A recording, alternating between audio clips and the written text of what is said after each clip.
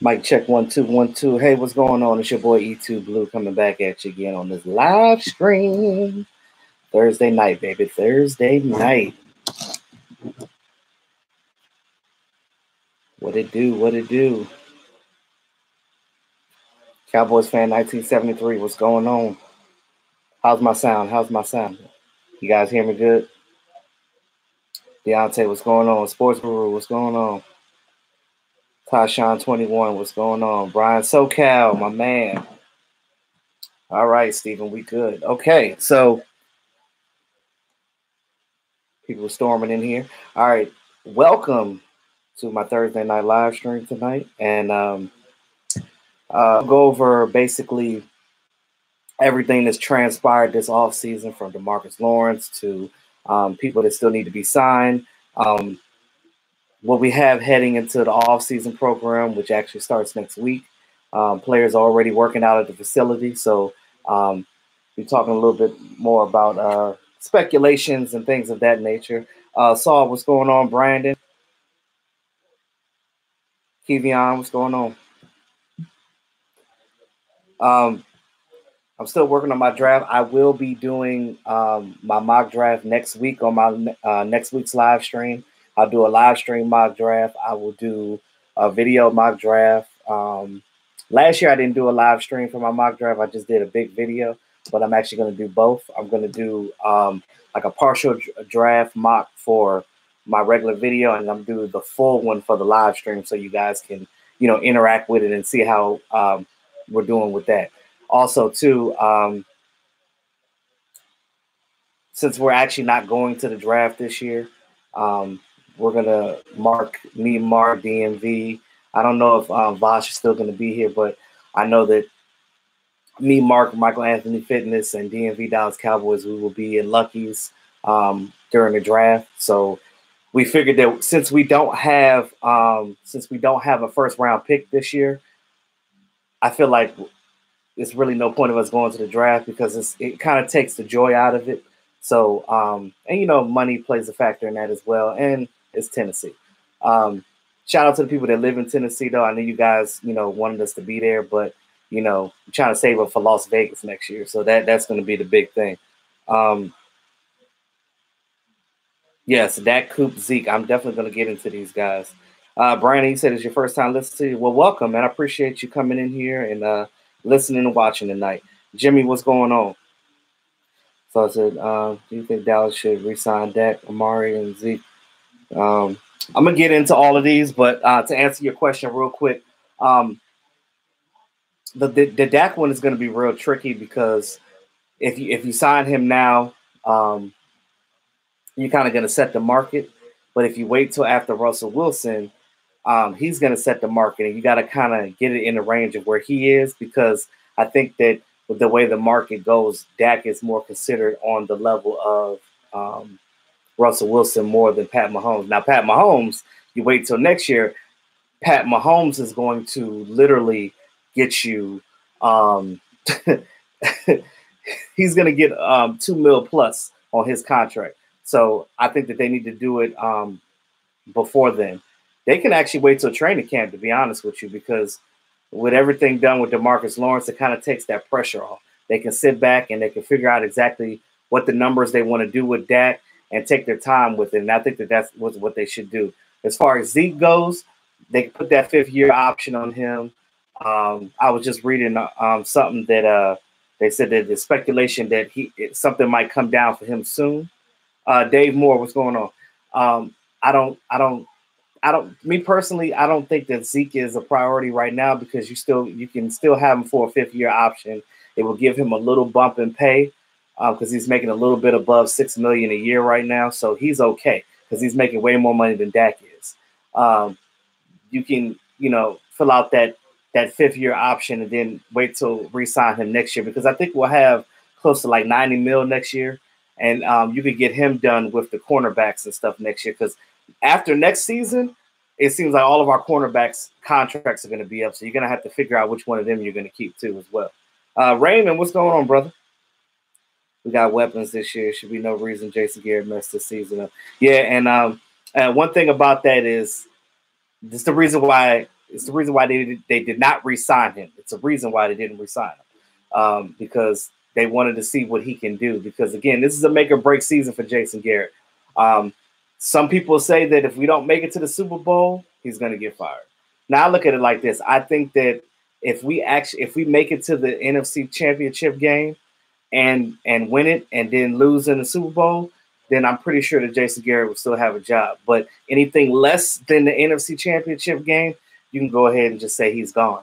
Because like you said, with what we have right now, there's no reason to do that. You got Kellen Moore out there now being the coordinator, so there's no limitations now. If they actually let Kellen Moore do him and allow him to have full range of the OC position, not just give him the title, give him the actual reins, let him interact with Dak, let Dak have some input, let these wide receivers have some input. Because I think that if you sprinkle a little bit of information from each different guy, I think that it's going to be beneficial to the whole offense, and everything is going to be one cohesive unit, and everybody is just going to it's going to be a trickle down effect, if you know what I'm saying. Manuel, what's going on?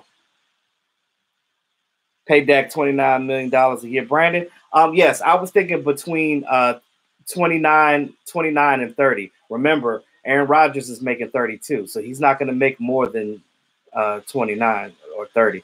Now, I could be wrong, but we'll see. Mahomes, get the key to the city. My man, Mahomes about to be the cash cow. When I tell you that when he signs his contract after next season, he is going to break the bank. It's not going to be any the NFL is going to break.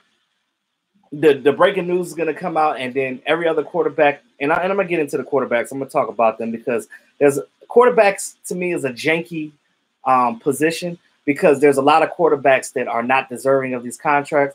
But because if you're a starting quarterback for a team, you got to make a certain amount of money. You know what I mean? Regardless if you're good or not. And, you know, these teams are going to – you look at some of these players have benefited from free agency. Some of these players have money because they benefited from somebody else getting injured. So they came back, and that's how they got their money. Now, the Redskins getting Case Keenum, I look at that, I'm like, no, we got DeMarcus Lawrence back and Robert Quinn. They're going to eat quarterback burgers all day. And I'm telling you, like, I really feel sorry for these quarterbacks in the NFC East because nobody is safe. And with the schedule that we have next year, it's a perfect time for the Cowboys to just get up on that high horse. Now, again, you guys remember, whenever the Cowboys are counted out is when they do better. Whenever people think that the Cowboys are going to dominate, we don't do so well. So I love to be that underdog. I love when other teams and other fans and other players of other teams and these so-called sportscasters and talking heads, when they talk their crap, because again, I've said this many times before, a lot of them get paid for what they say. So everything that they say goes in one ear and comes out the other to me. You're better off listening to me, Mark, Law Nation, Vosh, Michael Anthony Fitness, DMV, Dallas Cowboys 1980. Shout out to my brother. Like, you're better off listening to all of us, because at the end of the day, and Cowboys blog too. Shout out to him. You better off just listening to us, because I'm telling you, those guys out there, they're going to lead you down a wrong path. And a lot of them don't report on the Dallas Cowboys like we do. They don't see it. They don't see the team. They're not a fan of the team. They don't really have a connection to it. When they see the Dallas Cowboys, they just see money. It's a cash cow to them. I love my team, so it don't matter. Oh, Tamira, what's going on? Mark Holmes, appreciate you checking in, Pops. Yes, Redskins equal failskin. They definitely do, brother. Oh, hey, Mark, let me know. Hit me up. Let me know what you're doing. If you want us to come through Sunday. I heard you talking about you want us to do some draft talk. Let me know what you want to do. You say 24 and 26 for Dak. I was looking at about that range as well, because you look at it like this. He gets his money. Dak is now – okay, so we've talked about the whole narrative of – remember when everybody was talking about when Dak first became the quarterback, when Romo was still on the team? Oh, we have to make it Dak friendly. We have to make it Dak friendly. Well, nobody knew what the hell the definition of Dak friendly was. So when you look at that, it's like, what the hell is Dak friendly? I don't know what Dak friendly is, but whatever that offense was before, it was not Dak friendly. Everything was still set the way that Tony Romo played. If you guys go back to when Matt Castle was the quarterback, you go back when Brandon Weeden was the quarterback, you go back when we had John Kitna at quarterback, and now he's on the staff. You look at that, and you're like, it was still predicated upon what Tony Romo can do. They didn't make adjustments depending on what quarterback was out. And that's what good teams do. That's what good coaches do. But what kills me about this Cowboy team is at one point in time, it seemed like every offensive coach that we had on here was a quarterback, was a former quarterback. And you would think that they would have known better because you were a former quarterback, whether you were a starter in the league or a backup. So I don't know. It kills me. It really kills me. Mark, you said got to get more than Cousins. Yeah. And okay, Mark, you said you would love Sunday. Cool. Set that up. Hit Vosh up. Let him know if he's still here. We can all do that on Sunday, and we could just do a mega live stream again and get that done. Raymond, you said Dak friendly offense equals Scott Linehan gone. You damn right it does. Let me tell you something. I was so talking about offseason moves outside of D-Law finally signing his contract and us getting Robert Quinn and Randall Cobb. That was my most favorite thing. When at the end of the season, when they got rid of Linehan, let me tell you, it was like opening up presents on Christmas morning. Because when I tell you guys, and I will speak on this forever and a day, that he is not the guy. He was not letting Dak grow. And whenever you got a guy in here that doesn't trust your quarterback, and I don't understand with some of these coaches on this roster not trusting the players that you have. This is who the hell you pick for your team. This is your 53-man roster, minus your practice squad. These are the guys that you have. So if you don't trust these guys to produce on the field or give them the opportunity to produce, then why the hell are they on the team? You look at Blake Jarwin. Everybody kept saying Blake Jarwin sucked. Everybody said that Schultz sucked. It ain't that they suck. It's that you didn't give them a chance. You did not give them a chance. All of a sudden, Blake Jarwin has a 3-touchdown game. Where did that come from? Out of nowhere? No. Stuff like that does not come out of nowhere. Yeah, Kirk Cousins is garbage. He is. Now, I'll be honest with you, and I had arguments with this with Redskins fans. I think that Kirk Cousins should have stayed with the Redskins because I think that he could have done something with the Redskins, but they just, for whatever reason, they didn't put him in a good situation over there either. I think that he played better with them than anybody else. That's just my opinion. How will Cooper and Gallup play with Witten back? I hope the offense is not. It won't be. It won't be. I don't think Jason should call the plays because Jason calling the plays, you're going to have the same situation. Jason don't need to be doing nothing. And front office already said, Jason Garrett, we don't want you doing that. We don't want you calling. But this is the whole reason why they made Kellen Moore the offensive coordinator, because they do not want Jason Garrett calling plays. Yes, will he have input? He may. But he's not going to be calling the plays, and I'm happy about that. Saw Cowboys going to the Super Bowl, wishful thinking, and I'm with you on that. But I'm not going to speak on it until we at least get. I want to see us get to it's levels to it. I want to see us get to that NFC Championship game. That's where I'm at. Bleeding blue. I'm gonna get to that. And, like I said, we hate the Redskins, we hate the Giants, we hate the Eagles. But when you look at quarterbacks having injuries like that and Alex Smith, I don't wish none of that on anybody. It's just a messed up situation. You want to see these guys be able to walk and live their life and be with their kids and family and be able to have a healthy future outside of football. And, I hope that he heals up and everything. But, it's unfortunate. Nobody feels sorry for Dallas Cowboys, so we're not going to feel sorry for other teams. But I will feel sorry for the player because, again, it's a human factor when it comes to that. And I have a lot of humility, so I'm definitely going to be, looking out for that. Yeah, Mark, he did. But like I said, his input is fine, long as he's not the one making the call 24/7. I don't want him calling the plays the whole time. GQ Trailblazer, thank you. Tamira, what's up, girl? You said Garrett can't do two things at once. That's the reason why I said that. Like, you're either going to be the game day coach where you sit there and you basically do the 2-minute drill. Let him control the 2-minute drill. Let him control whatever challenges they're going to do. Let him control the flow of the game. Do not allow him to call the plays, and that's not what I want him to do. Anthony said, "Do I believe Kellen Moore would be in control?" Yeah, I think that he will.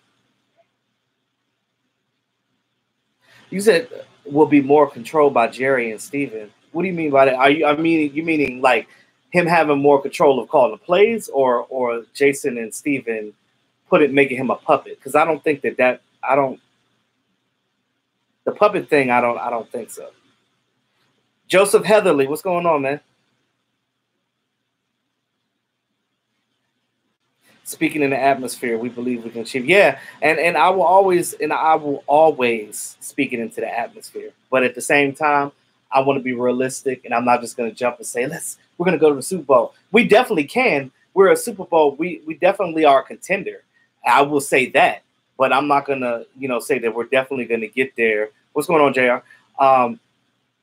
I'm not going to say we're definitely going to get there until that time comes. And like I said, we have plenty of time to talk about that.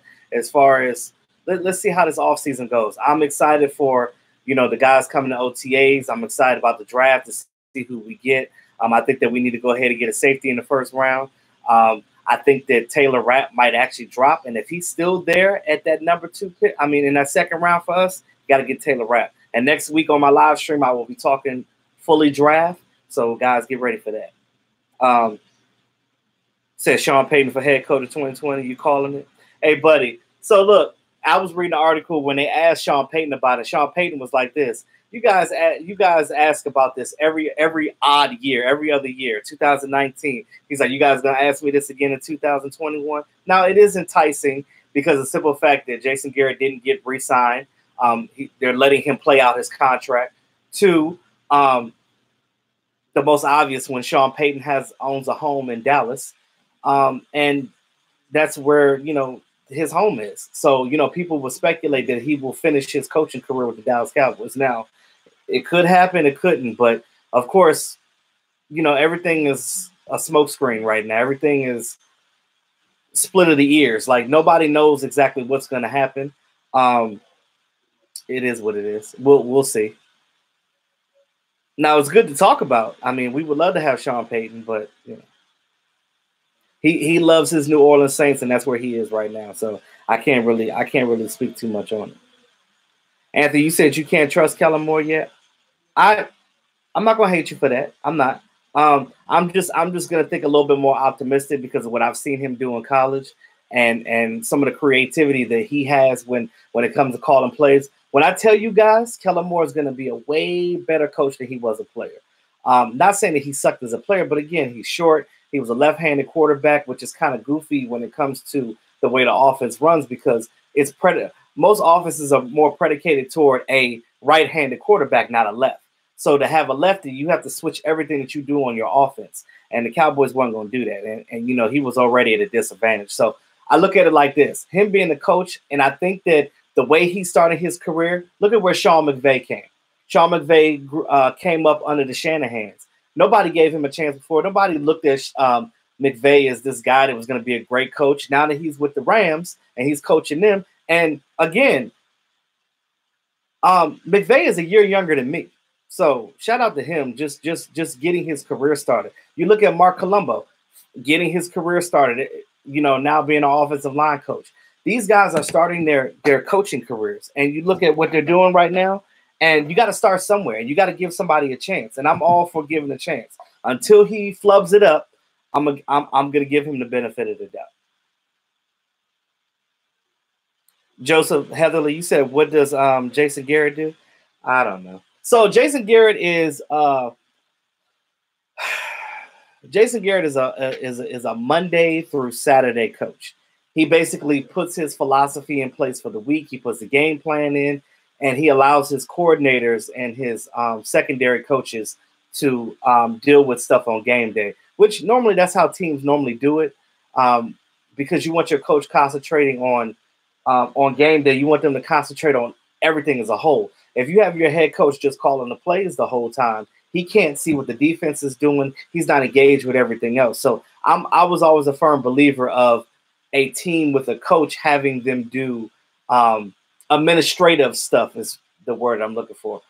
Being an administrative coach on Sundays, and you pay your coordinators and you pay your secondary coaches a job too. They have a job to do too, and they get paid pretty decent for what they do too. So you have to allow them to run the game plan that Jason Garrett put in place throughout the week. So that's basically how they're running it. Zach, you said Jerry loves his puppet club coaches. Yeah. Yeah, Tamira Rap. Ooh, Lord. But like I said, I'm going to delve into that next week. I'm telling you guys. It's I'm going to make sure this mock draft is way better than it was last year. Oh, yeah. An LVE in second year? Oh, yeah. Because most players, when they get their rookie year under their belt, their rookie year is more of learning and getting a feel of the team and their players and their environment and things of that nature. Once they're in their second year and they go through that second training camp with the team, I mean, it's wonders. This is going to be Amari Cooper's first training camp going with the team, with the Cowboys, and I think that a full offseason with him, with Dak, and I mean, you've seen some of the work they did together in half a season. Just imagine what's going to happen with a full offseason program and everything they're doing. I just think that it's going to be beneficial to the bottom end on this team, and it's not going to do anything but help Dak. And again, I don't care how bad or how good your quarterback is. You got to block for him, and you got to have somebody to throw the ball to, and those are key. And the Cowboys did that. I love what the Cowboys did this offseason.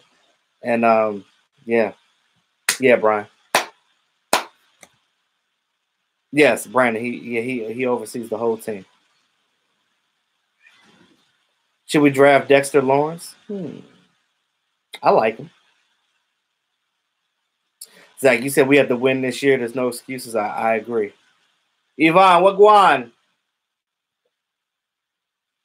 Why haven't we heard much from about Chris Richard? Because Chris Richard is he's studying. He's studying the guys that he wanted to draft, and they working in the background. They don't need to be in the media. You wanted to be quiet right now, Yvonne, and you see how it is quiet. And I'm not gonna try to jinx anything, but I'm just gonna say it being quiet right now. This is how you want your offseason to be, because you know the Cowboys being the team that they are, the franchise that they are, and being America's team. There's always people trying to dig up dirt. So I love the fact that I don't hear nothing, and that's a great thing.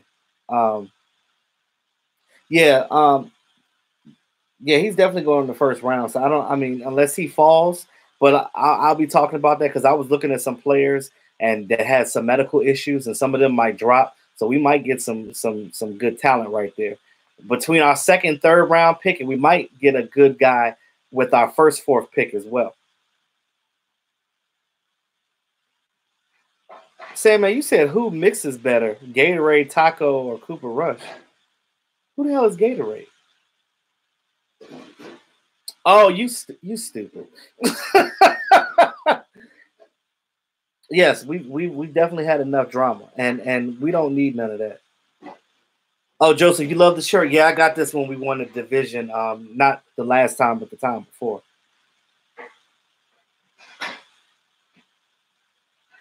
Yeah, Raymond.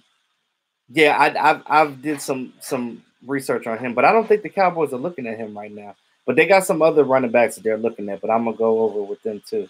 I think we should draft a receiver in the fifth round. Who should be available though? Everybody kept saying that we were going to get a wide receiver in the second round. That's stupid because we got guys. Now, if they get one in the later rounds, whatever. But I don't think that we need to get anything. We don't have a sixth round pick. because of Benaba and Wickery. But maybe the 5th, maybe the 7th. Who knows? You said Stephen A. Smith said Cowboys Super Bowl contenders. Don't listen to nothing he said. He just, again, all that is for ratings. It's clickbait. He don't give a damn about the Cowboys. He just says that stuff. Oh, Dave, yes, I'm getting ready to get to that. I'm about to get to that. I was just reading something. Yeah. So, since you guys peeped it out, so this right here is my new logo design. I wanted to wait for everybody to come into the chat to see this before I unveiled it. But you guys, you smart guys, were looking over my shoulder and seeing it. So this is actually a table runner. I got this made for when I DJ and stuff. So when I have my tablecloth that goes in the middle. So when you're looking at me DJ from the front, you'll see that. This is designed in one of my homeboys. Shout out to my boy Ramel. He made this for me like last year, but I finally found it in my old sketchbook, and this is what I got right now. Like I said, I don't know if I'm gonna end up changing it later or do something else with it, but for right now, this is what I got. And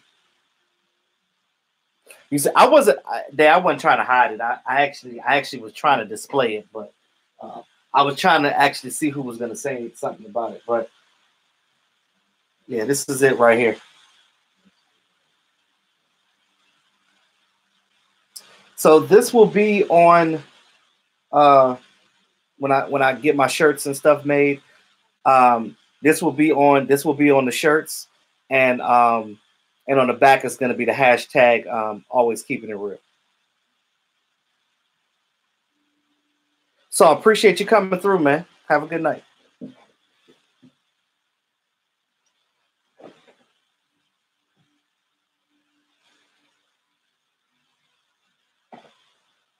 Yes, I love that. And I got some other stuff coming through too. So I'm trying to get it done. Trying to get it done. Like I said, right now, Dave, you said it's fire. Appreciate it. I didn't know how I was gonna look. I was actually nervous when I got it made because I was like, I didn't know what it was gonna look like. But when they sent me the sketch design of it, I was like, oh, that's pretty cool. And yeah, like I said, I may tweak it at sometime in the future, but that's right now. That's where I'm at. No, Yvonne, it don't have to look like. Well, no, Yvonne, it doesn't have to look like that. You could just basically you could put the star, like the Dallas Star, on it with the E2 Blue Entertainment. That's fine. It doesn't have to be with the line, because again, that sign is going to be more promoting with the Cowboys, not primarily. So the star is fine with it. I appreciate that.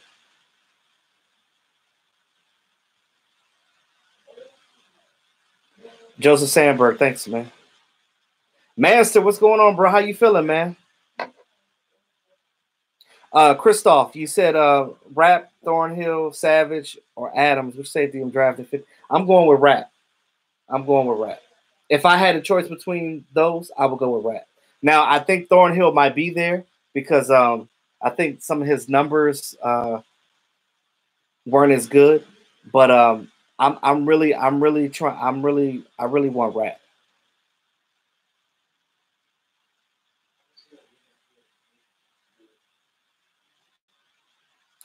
Welcome, Nene. How you doing? Appreciate you. Oh, Nene, let me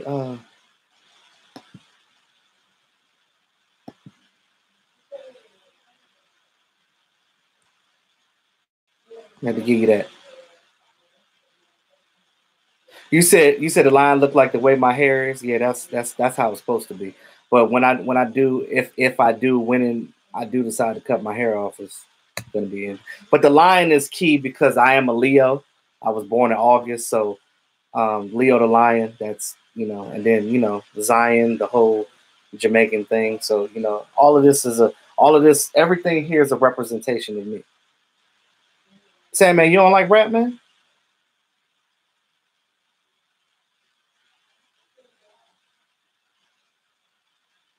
Hey, what's going on, Piper? Yeah, Yvonne. Yeah, that's Just to star with YouTube Blue Entertainment is fine. Thanks in advance. Nene got a wrench. Feast mode. I appreciate it. I do. I really do. You guys are awesome. So as I was saying, so let's recap this offseason so far. Okay, so you're welcome, Nene. I meant to do it last time when you came in, but I forgot. So let's recap. So we go back to the beginning. Got rid of Scott Linehan. That was appreciate that, Piper. That was the first thing that happened this offseason. It was like, okay, maybe the Cowboys are trying to do something. Are you guys noticing a change with this team? I know a lot of guys were and girls out there were looking at this team when we didn't draft in the first week, and I mean when we didn't go into free agency hard. What did I tell you guys before? It's not about you going out and getting that guy that's not how we run our team. It's not like we were the Browns. It's not like we were a team that didn't have a whole lot of talent. Well, the Browns have talent now, but I'm saying, speaking on before, we weren't a team that was struggling for talent. We just needed better leadership on our team. We needed to change things up. We were too predictable. We had the talent has always been there. We just didn't know how to use it. Yeah, Joseph. He is definitely taking over, and that's what I'm getting to.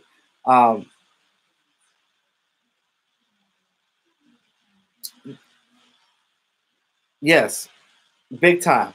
I've preached on this leadership thing for the longest time. Now, when Jason Witten left and Tony Romo left, not saying that Tony Romo really wasn't a leader. Tony Romo he just did him. He wasn't really a guy that was hanging around his guys like that. But that was the only knock that I had on Tony Romo. But you look at what we have with this young Cowboys team. Guys are stepping up. Zeke is stepping up. DeMarcus Lawrence is taking over his line. You look at Dak Prescott being the guy that he is, the stand-up guy that he is, the guy that's going to take the praise, but also take the hate as well. And he's not going to throw his teammates under the bus. And he is going to stand up to the plate. And I'm going to get to that too, Yvonne. He's going to stand up to the plate, and he is going to show his team that I am the leader of this team. I am your quarterback. Guys, back me up. You look at what he tweets all the time. You look at the pictures that he does. He's always hanging out with his receivers. He's always hanging out with his offensive guy. He's talking to everybody on the team, not just the offense, even the defensive guys too. This team is all in. Whenever Dak tweets things and stuff like that and doing promotions, things like that, his teammates back him up. One thing about this Dallas Cowboy team, you cannot question these players and how hard they want to work for each other. They want to win. You can tell that things were awkward when Paul Alexander was here. Things were awkward when Scott Linehan was here. It was awkward as hell because these particular coaches were holding the team back. When they first hired Paul Alexander, I was like, why? Why didn't you just give Mark Colombo the job? And they finally gave it to him, but I felt like they should have did that in the first place. This goes back to not trusting. You got to take chances. You want to win, sometimes you got to take chances. Those of you guys that gamble, you go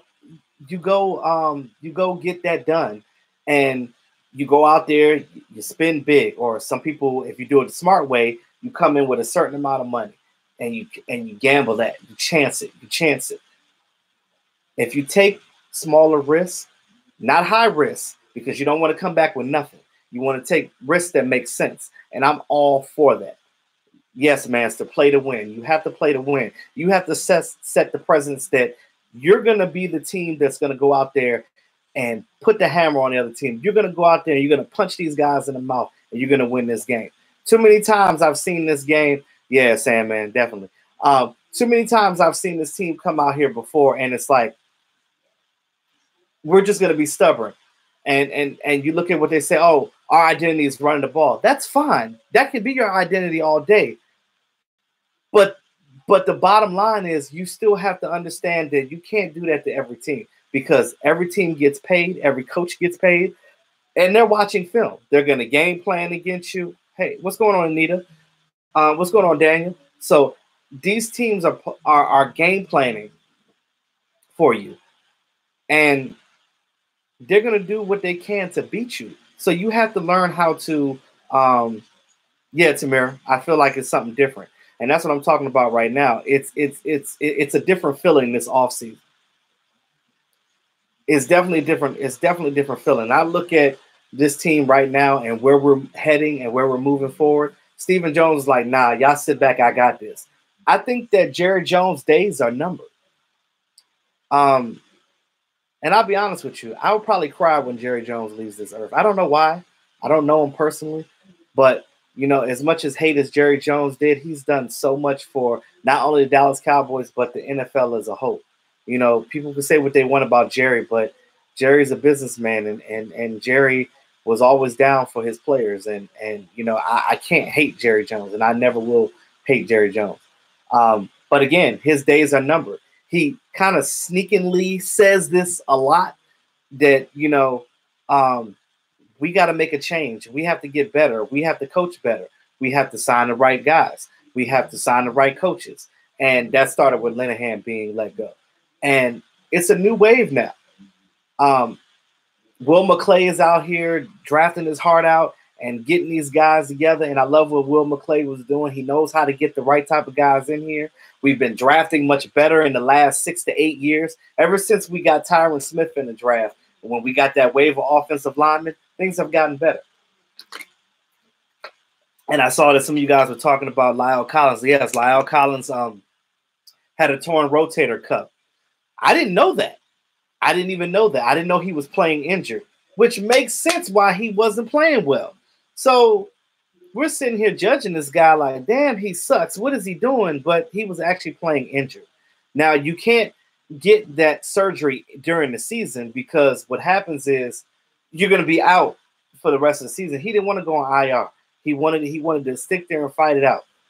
I love the fact that these players are coming in here and they are playing their hearts out. They are risking injury. They are playing injured to try to win.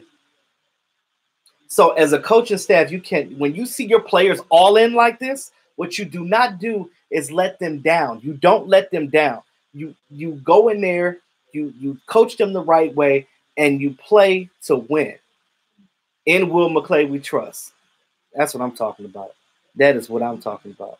And I'm going to tell you this. I love what we did this offseason. I love it. Hell, they can get another offensive lineman in the draft too. Maybe one of those fourth round picks, they can get another one. I look at it like this, because you can never have too many backups. I love the fact that they brought Joe Looney back. I love the fact that they got Suafilo back. I love the fact that they re-signed Cam Fleming. You got your swing tackles. You got your guys here. You got your backups. If for whatever reason Travis Frederick can't make it through the season, you got Joe Looney there. You get you another guy in the draft, build him up. Connor Williams is out here working out, getting bigger because he want that job, y'all. Lyle Collins got the surgery, so he's going to be ready to go by training camp in Oxnard. D-Law is signed. He'll be ready by the start of the season. We got Robert Quinn for damn no dirt cheap. So, and we're only paying him half his contract because the Dolphins are paying the other half. And this is what you do. These are smart moves. All these 1-year contracts that we have. Now, some of them may get re-signed. We got Randall Cobb. I think that's a hell of an upgrade from Cole Beasley. Don't get me wrong. I love Cole Beasley, but he was short. And not saying that Randall Cobb is much bigger than him, but he is bigger than him, but he plays a different way than Cole Beasley does. And I think that you have a better chance of keeping him on the field when you switch out wide receivers than with Cole Beasley. When you switch packages, you had to take him out. So I think that they can utilize Randall Cobb in a lot of ways, albeit that he stays healthy. And I think that Randall Cobb has a better chance of staying healthy with the Cowboys because, one, he's playing in a much warmer environment.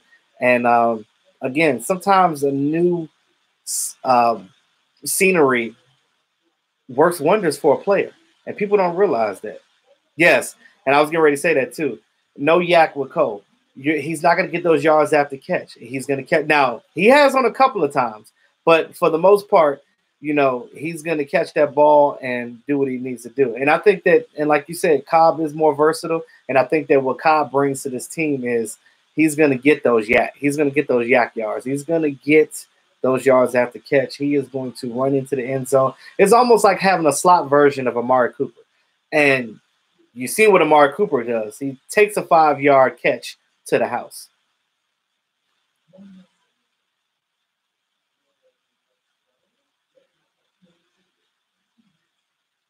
Cole Beasley got greedy, yeah. He may not want to come back now, but he's going to regret that halfway through the season with the Bills. And he's like, what the hell am I doing up here? Snow, he going to come outside for practice one day, and the snow going to be up to here, and he going to be pissed. He going to be like, I should have stayed in Dallas, bro.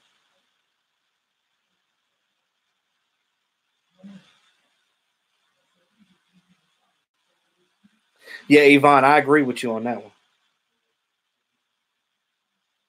And Witten coming back, some people I wish people would shut up, keep saying that he's slow. Duh, he's been slow ever since he's been in the league. He's not a fast player. He doesn't play fast. That's not what he does. Jason Witten plays football like you play basketball. He boxes out the defender and he catches that damn ball. All I want Jason Witten to do is when Dak is in trouble and he's scrambling around and all the other guys can't get open, I need him to be that security blanket and get you 6 to 7 yards for the first down when you need it here and there. That's what I need from him. That's all I need from Jason Witten. And that's what his contract says. So that's it.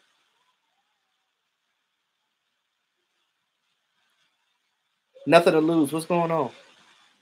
It's Lune. It's French. Yeah, you stupid, Raymond. You say that every time. Have you heard of Deron Henderson from Memphis? I haven't checked out his highlights, but I'm definitely going to check them out, though. You said, yeah, but can Cobb rap, though? Nah, you got to give Cole Beasley that. I actually downloaded Cole Beasley album. I support it. Oh, yeah. Let's not forget about Cedric Wilson. Cedric Wilson definitely is going to come out here and do some things. Hey, Brethren, ain't nobody thinking about the Falcons, man. Ain't nobody worried about y'all. Lennon held us back, so hopefully more can get us home. Yeah. If they like I said, if they allow Kellen Moore to do his thing, I believe that this team is going to be much better. I think that things are going to progress. We're going to have something here, and that's what I'm looking at, and I'm loving all of that. Thank you, Nini, for that. Appreciate it. Yeah, John. Yeah, Cobb is a smart player. When I tell you that, and he's a grizzled veteran. You look at what happened with them and that collapse in Green Bay. At the end of the day, I look at this team right now, and I'm when I first heard that Randall Cobb was going to come and look at the Dallas Cowboys, I said, don't let him leave the building without signing a damn contract. I'm telling you, don't let him leave the building. Damn, hold on, I've been working out, y'all. Look at my arm. Hey, I look good. Anyway, I'm sorry, y'all. That was shameless, but my working out is coming to fruition. I'm seeing the results of my hard work, and I'm loving it. Yeah, look how the change helped Cooper. He just came in here and just balled out. And I know that Dak and all of the receivers on this team are happy that Linehan is gone, because at the end of the day, you can only go up from this point. And one thing that this Dallas Cowboys have to do, especially as an offense, is not be predictable. I think that Kellen Moore can come up with some trickery. You're going to see a lot more motion in the backfield. And I'm going to tell you that right now. We were not doing a lot of motioning in the backfield. So what that does is when they continue to shift like that, the defense doesn't know what's going on. You add that RPO in there, and you don't know if Dak gonna hold on to the ball. You don't know if he's gonna hand off to Zeke or if he's gonna throw it to Randall Cobb or Amari Cooper or Michael Gallup. You don't know who's gonna get it. Jason Witten might get it. Blake Jarwin might get it. You got options. And when I tell you you have to utilize what you have, and I hate everybody kept saying that, oh, Jameis Olawale sucked. Rod Smith sucked. They weren't used. They did not use these guys. You see what Jameis did when he was with the Raiders. They used him properly. We don't know how to use guys. We don't. Hey, Tamir, you stupid. If you don't get your goofy butt on, I love y'all. Y'all are hilarious. John Durden, what's going on? Beasley just in his feelings. That's all. One thing about that, Anita, though, you can't be out on social media throwing your heart out like that. Like, you cannot do that. Like, stop doing that. Like, you're just making an ass out of yourself. Feast mode, yes. More will bring those wrinkles into the system. I'm here for it. I'm definitely here for it.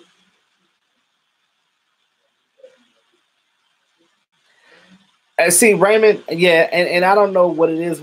Again, these players are chasing clout.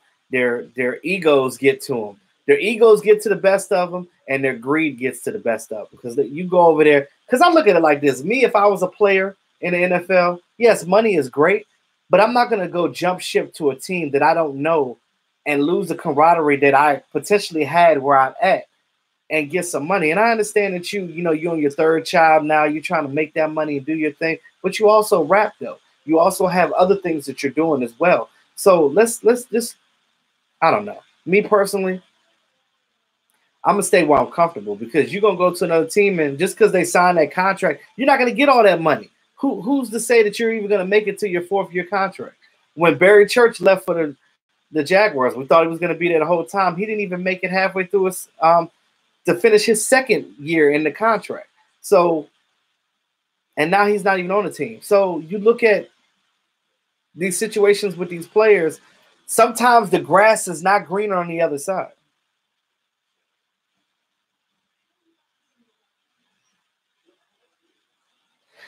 See, this is the thing. If he truly wanted to stay, Stephen Jones said he had a conversation with him when he was in there working out and said, hey, let's make this work. He's like, no. He kept saying, I want $20 million guaranteed. I want a contract that has $20 million guaranteed throughout my contract. Okay. Yes, Raymond Rod Smith is a solid backup. And I hope and I wish and hope that they will re-sign him. Yeah. Tamira, the Cowboys gave him a name. When Cole Beasley stormed out of training camp and left and said, I don't want to do this no more. And Jason Witten was pissed off because he left. And, the Cowboys walked him back open arms. They didn't speak about it again when he came back. They allowed him to do his thing. And, again, they made him what he is. And he's got to be thankful for them. Don't, excuse my language, don't shit on the team that helped you to where you are today. Don't do that. Dez still got it. Linehan tried to ruin his career, and motivation went down playing for Linehan, but he never said anything bad about Garrett. Right. And this is the thing. Garrett loved Dez. Jerry Jones loved Dez. Dez would still be here if it wasn't for Linehan. Now, I think that if Dez was still on this team, I think that he would have done great with Sanjay Lau as his quarterbacks coach because him and Derek Dooley was a pushover. Derek Dooley wasn't going to get in his ass like Sanjay Lau will, because Sanjay Lau don't play that. Get in here, study, do what you need to do, run these damn routes, bruh, and let's win these games. So, again, it's a lot of different things that plays a factor in why some players are not here, why some players didn't work out as well as they should have. Again, it's the whole narrative of why some players go to other teams and play better. Sometimes they don't. It's all about scheme fits. Just because you play good here don't mean you're going to go here. Just because you sucked over here don't mean that you're going to suck over here. I heard somebody say the dumbest crap to me the other day. Somebody said, hey, E2, why the hell did we get Robert Quinn when he sucked when he was with the Dolphins? I said, do you know anything about football? Because, again, they're running a 3-4. You can't. He's not a stand-up outside linebacker. He is a 4-3 end with his hand in the dirt to rush the passer. That is what he does. He gets penetration. He gets in that hole. And he is going to be a great complement to DeMarcus Lawrence in this defense. And I'm telling you, he is going to revitalize his career, and he's going to be how he was back when he was with the Rams the first time when Michael Brockers first got into the league. So that's all I'm saying. Gerald, what's going on, man? Winning Super Bowl builds your brand, endorsements last long. Yeah. And we ain't won one in a long time, so we'll see. You said Beasley's an okay rapper who identifies some struggle bars in a small catalog. Of course, you would have to find the struggle within that, Sandman. It wouldn't be you if you didn't do that, right? Nene, you said Cole Beasley burning bridges. Not a good look, fam. No. I know you got family support, but then he acting like a bitter ex-girlfriend. Yeah, he acting real bitter right now.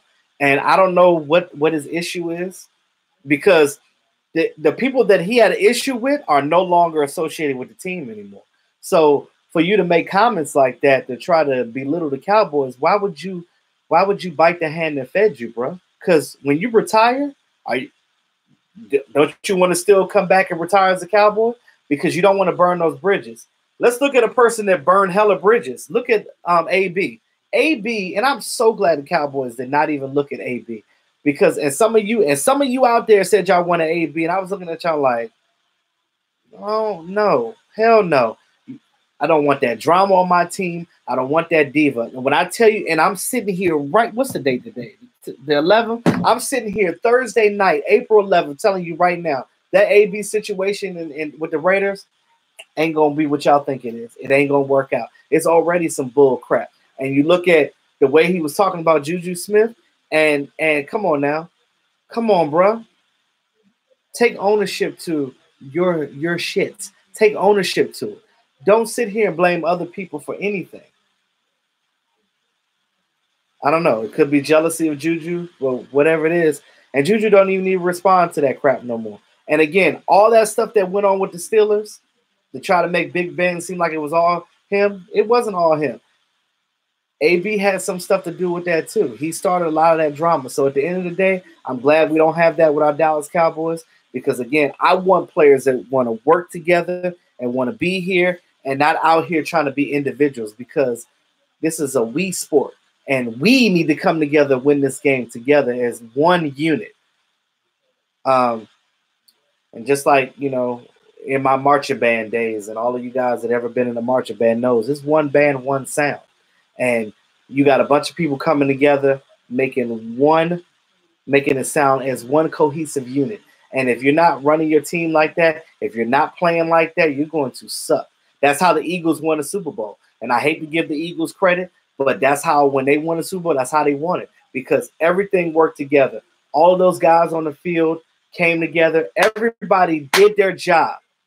And that's it. They did their job. And when I tell you that nothing else matters but getting your job done and doing what you're supposed to do, that's all that matters. Yeah, him trying to do, you made it seem like you're scared. Yeah, he did. He was jealous of him. He was scared and all that. Yeah. Yeah, Yvonne. And between Jalen and Van Der Esch, with Van Der Esch coming to excuse me, with Van Der Esch coming into his second year, I'm sorry, excuse me. Yeah, I'm telling you, it's gonna be.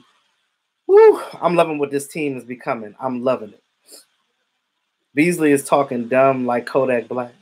I don't think he that bad. Kodak Black is on a whole nother dumb. He's a whole nother scale of dumb.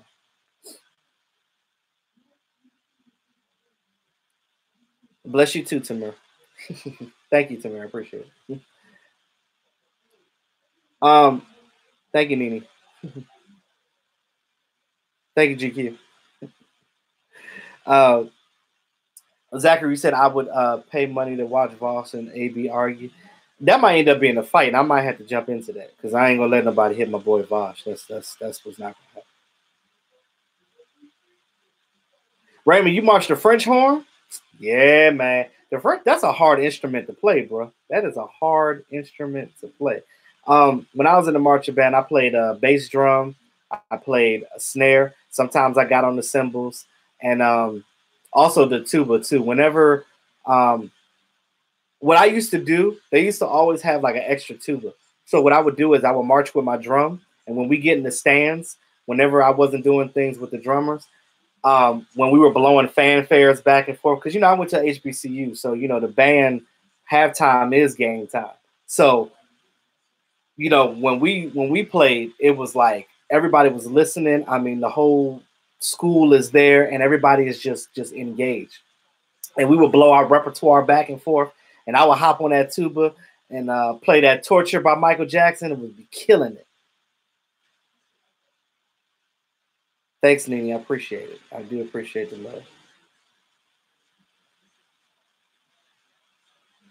Raymond, you said you could see me as a tuba player. Yeah, I wasn't Charles the tuba player, but I primarily was in the drum section. I marched with the drums, and that's what I did because that was my thing. I was a drummer all day. My biggest thing was because I used to play the drop bass. So when we used to march, I used to love to set off car alarms hitting that bass.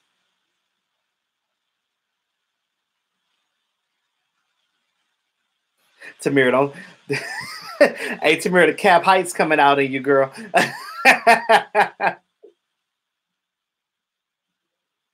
But I ain't gonna let that go down. You already know. It's all about the tubas, bro. I know, right? So those of you that don't know, I was actually an extra in the first drum line. Um, the first drum line came out right after my senior year. I auditioned for the movie. I got to be an extra in it. That was kind of cool. That same summer, I just did a world tour, like because it was filmed at Clark Atlanta. So once we did our part, I drove back up here to Maryland. But on the way, I went to North Carolina A&T. I auditioned for their marching band. Um, they offered me actually a full scholarship. Um, I ultimately didn't take it because at the time my grandfather was sick and he had lung cancer. So I stayed up here and you stupid Nene, have her just lay there and collect our coins. I ain't even see that. That's funny. Like, oh, he hit me in the mouth. Oh my god. No, but seriously, but yeah, so my grandfather was sick, so I decided to stay here, and I auditioned for Bowie State University's band. I got a 1 year contract, 1 year paid scholarship, so I paid the rest of the years. But I ended up staying in college 5 years, so I still paid a full tuition anyway. So it didn't matter. I just used that first year to stay on campus and just enjoy the school and things of that nature. Um, but yeah. And Tamir, it sucks because when they do all the editing in the movies, and I was pissed because when you look at I didn't have hair back then either.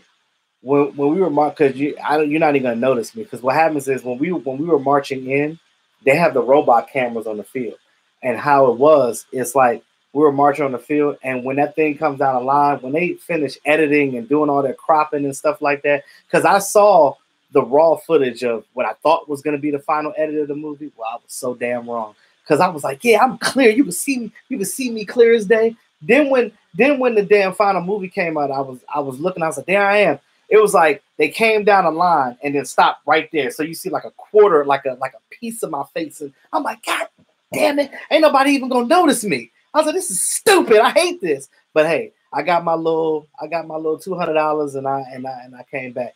Another thing is too, it was cool because I got to see Nick Cannon and a lot of the celebrities that were down there in Orlando, and it was cool.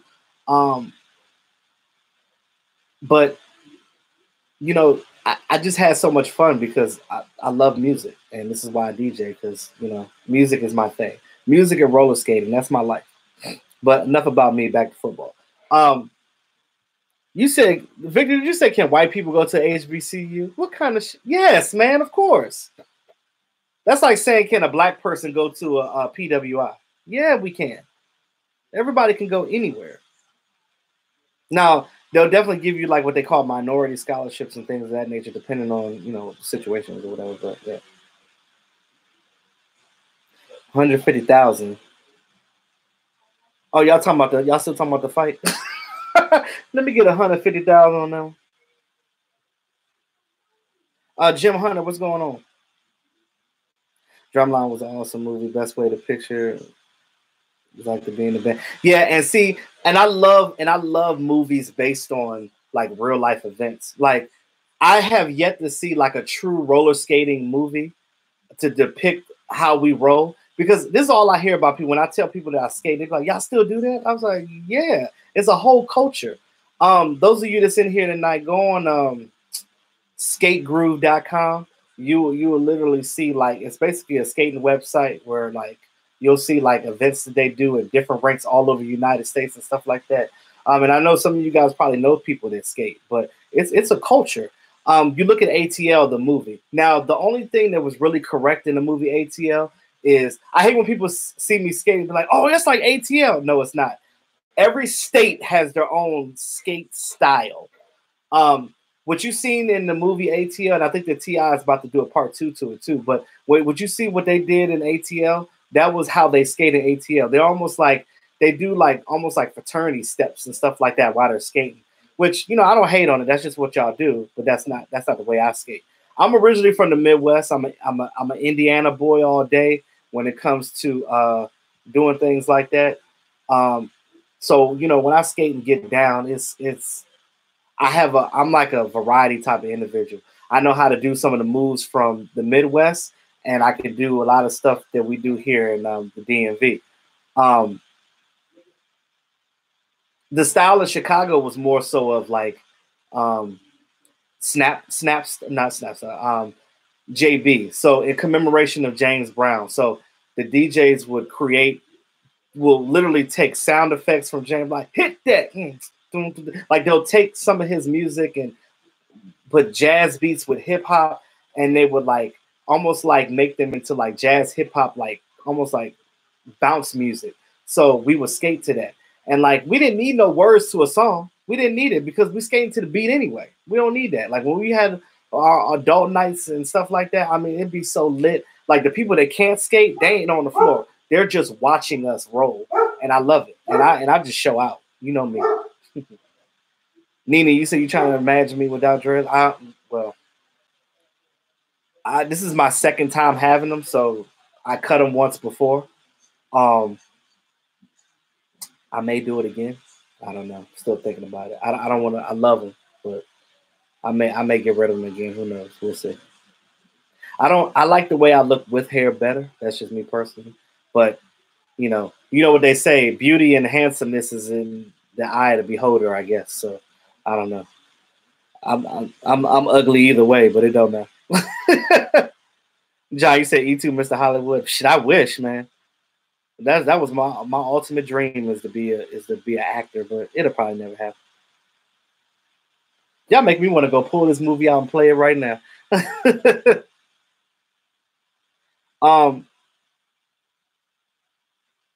We also right at Clark. No, not at Clark, at North Carolina A&T. Same man. You said you was in Atlanta for 11 years in the 90s, early 2000s. Battle. Yo, so you already know the Battle of the Bands gets down, bro. When I tell you that, like, especially down south, Atlanta, Louisiana, like, I mean, there's high school bands down south that can compete with some colleges up north. When I tell you that, like, because Maryland, where I'm at right now, I'm like, we're like right on the Mason-Dixon. So, like, I don't know if I'm north or south.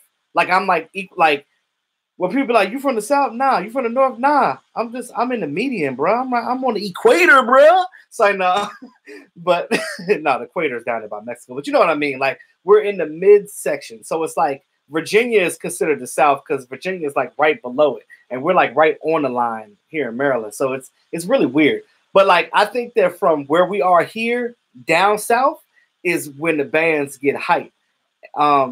And then anything up north is a little. You got some schools up north that get down, but not like the South. Like Southern University, Bethune-Cookman, Prairie View, Texas Southern. Them schools get down when I tell you. And I guess you can put Norfolk State in there. I'm not gonna say Norfolk State too much because my college actually punished them when I was in the band. When we first did our battle of the bands when I was in college, I was so nervous out there with the lights because it's different than being in a movie setting because it's all fake than actually like doing it and doing it in a real competition. I mean, you got to hold on to them sticks, man, because your hands be sweating and you playing the drums. You doing your paradiddles and flamadiddles and diddle diddles, and you in there getting it, and you out there hitting the cadences and stuff, and then all of a sudden you drop your sticks and you like it's embarrassing because you're looking around like hope you got another pair and pull them out and keep going. But you know what I'm saying? We used to have to do push-ups in band camp for dropping our sticks. So yeah. Why someone asks what's a PWI? It means predominantly white institution. You're right. I said that to see if somebody was going to ask that. I thought everybody knew. You said some people were calling Big Ben a racist. I don't see. This is the thing. I don't look at Big Ben too much, so I don't know too much about his personal. So I'm not really going to judge that. I'm not going to say that. E2 equals sweetness. So you look at roll bounce as well. Actually, in my fraternity, my line name is my regular line name is different. So my alias line name is actually roll bounce because when they found out I knew how to skate, when they were like, "Oh, you a skater, bro?" So then I didn't tell them, but they looked it up and I guess saw some videos of me skating, but I don't even know where those videos are, so I couldn't even tell you where they are. I don't know what they were looking at or what they found because they never told me because I tried to look it up too and I couldn't even find myself. So it is what it is. I'm gonna have to make some new ones. You said, "Do I step?" Yeah, I can. I'm getting a little old now. I can't do it no more. Shut up, Victor. No, I'm just playing. Yeah. So, back to football. As like I was saying, so with DeMarcus Lawrence being now signed on the team, having what the hell? Robert Quinn there as well. I think that our defense is going to be dynamic this year. Yvonne, you were talking about Leighton Vander Esch and Jalen Smith. These guys are coming together. These guys are meshing so well, and I'm loving what I'm seeing. If you guys are not seeing this, it's a problem because these guys are doing the damn thing, and I'm loving every bit of it right now. I'm loving every bit of it. Oh, yeah, rest in peace, Nip. You saw the service? Yeah. People trying to do good for their community and get shot down. It's really crazy, man. It's really crazy.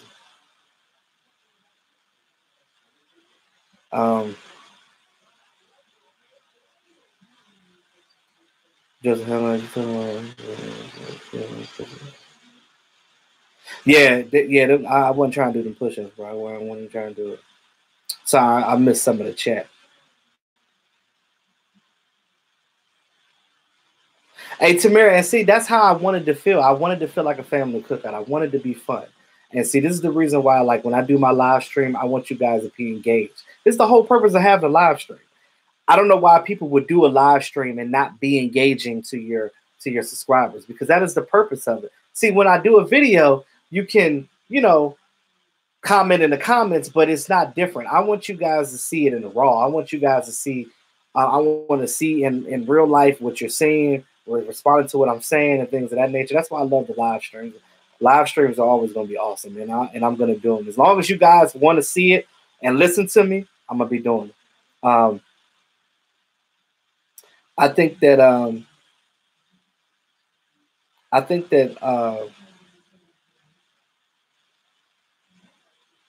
yeah, Nene, tell them. I think that right now, though, I look at this as a whole. So outside of football, this is the reason. What's going on, Carol?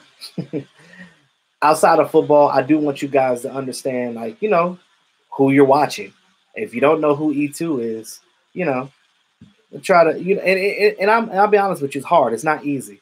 Having a YouTube channel is it's definitely not easy. When I first started, it was real raw, and it's a few of you in here that were following me from the very beginning, and I appreciate y'all because y'all were there from day one, and you see how raw I was. My first ever video was the halftime of the Eagles game. That was when I first started my channel, so I'm still kind of new to YouTube. I'm not a grizzled veteran like Mark and Law Nation are. They've been doing videos for years. You know what I mean? Like, I'm still new. I know you have, Tamira. I know you have. I remember you were one of my first subscribers. I just look at it like this: from day one. Yeah, Raymond, you were close on that cuss. You were there. I remember. I just look at it like this: I appreciate all of you guys, even my new subscribers, even the new people that are here, like Nene and everybody else. You guys coming in here and showing love, and Anita, and I know Stephanie's not in tonight, but Stephanie and everybody coming through, like, I appreciate it. I do. But again, I also, outside of football, what did I preach to you guys all the time? That there is a human factor when it comes to these things. And I'm human just like you guys are. I'm no better than anybody else. I'm a nobody. You know what I mean? I'm just a regular dude. You see me on the street, I say, what's up? Matter of fact, I meant to tell you guys this in the last video. So the other day, I picked up one of my subscribers. I was driving. I do Lyft on the side sometimes too. So I was driving Lyft. I picked up one of my subscribers because I picked him up and he was like looking at me like through the car. I was like, this guy's gonna be kind of weird. I don't know. I got a weird passenger today. I don't know what's going on. So he gets in the car and the first thing he says is, "Hey, are you E2 Blue?" And I was like, "Yes."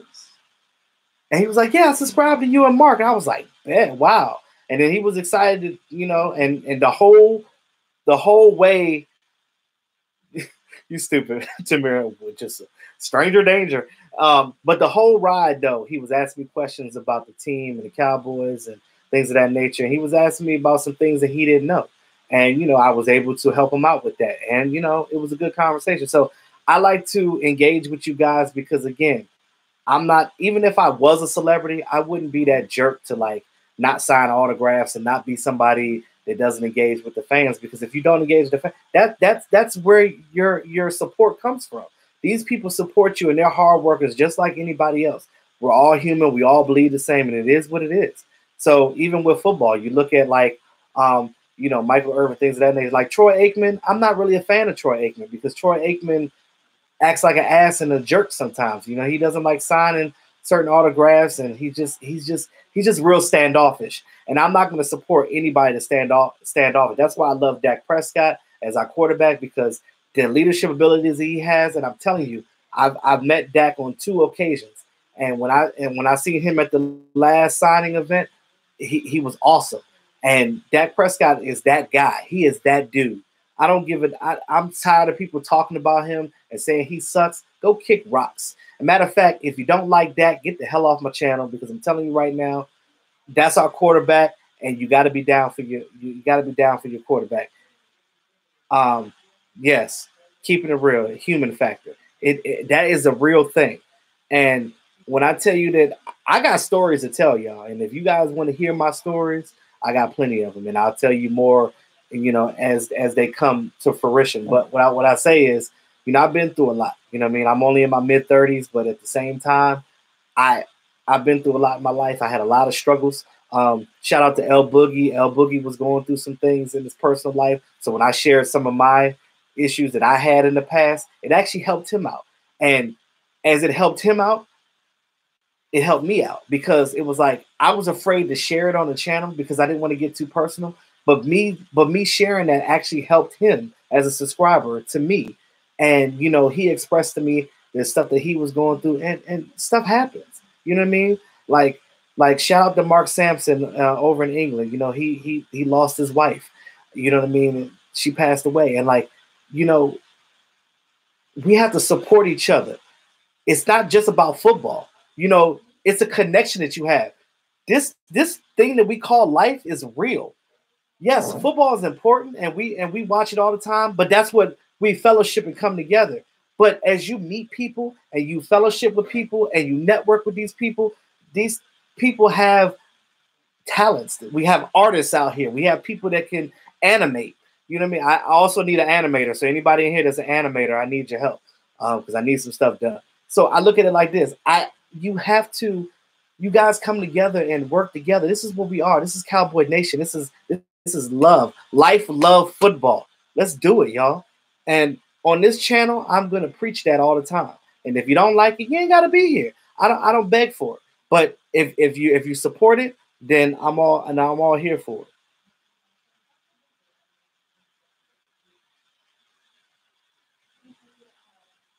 Yeah, Raymond. I'm gonna speak the truth, man. That's what I do. And some people don't want to hear it. It is what it is. And Victor, stop being weird, bro.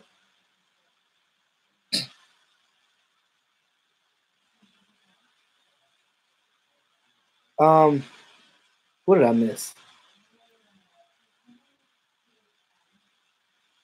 Oh, and shout out to Mr. Truckee as well. I know he's not in the chat right now, but he's a truck driver. He drives cross country. So, him watching Mark and me and Law Nation and stuff like that, it's almost like, we're here to help. I love the fact that when people say certain things in the comments section and they're like, okay, well, E2, what you said helped me through this situation, or just watching your video and listen to what you said helped me through work. I was watching you on my lunch break, things of that nature. You guys take time out. You guys take time out of your day to listen to watch us. And me personally, I'm going to speak on behalf of all the Cowboys vloggers and YouTubers. We appreciate y'all. Speaking of appreciation, Miss Jackie, welcome. Thank you. Miss Jackie is a supporter of us all. And anybody got something bad to say about Miss Jackie need to go ahead and exit stage left or right, depending on where you at. So it is what it is. And we ain't going to do that. I said I help you relax and be low before you got the sign. Yeah, and see, look, I'm not gonna have y'all stressing, man. Because again, when I speak on things, I try to bring a different perspective on life. Because again, we ain't none of us getting paid by Dallas Cowboys right now. You know what I mean? Like, I do this because for my love of the team, for the love of you subscribers that listen to me and watch me. And I mean, it's a great thing. And I love that, like, the subscribers that I have that actually live in this neighborhood, live in this state, that see me out and they're like, oh, E2. Like, I was at work one time and one of the maintenance dudes in this government building I was in stopped me and was like, hey, it's E2 Blue. And like, he took a picture with me and everything. And I'm like, I just thought it was cool because I don't think I'm a anybody. I'm not a nobody. I'm just a regular dude. Like, you know what I mean? It is what it is.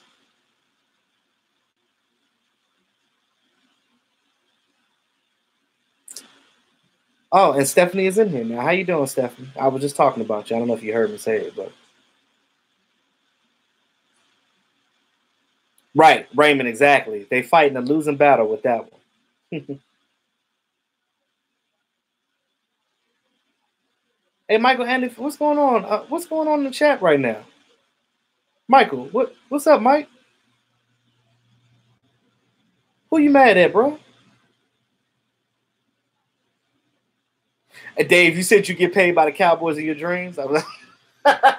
I'm telling you, look, my degree is in media, in broadcast media. Like, I have experience with, journalism, and I can work the studio cameras. I can do all that. But, for me to uproot and move to Texas is not really worth it. And the reason why I say this is because the way the Dallas Cowboys hire their people, you got to start from the bottom. And I'm talking about like internship. I'm too old to be an intern. Too old to be an intern. I'm not a dad. I got grown man bills. You hear me? So it ain't gonna. Nope. Nope. Nope. Nope. I can't do it. Now, I tried to like slide in there when I had a conversation with Derek Eagleton and David Hellman when they came for the Redskins game last year. Like, I was talking to them for a little while. I tried to get in edgewise, sent them my resume, but that's all I could do. No, I'm not gonna block Carol. Carol chilling. Carol not doing nothing right now. Michael, bro, you got to get out your feelings, man. Y'all, first of all, Carol and Mike, leave each other the hell alone. Don't say nothing to each other. I got to split you two up like some goddamn kids. Stop. Stop it.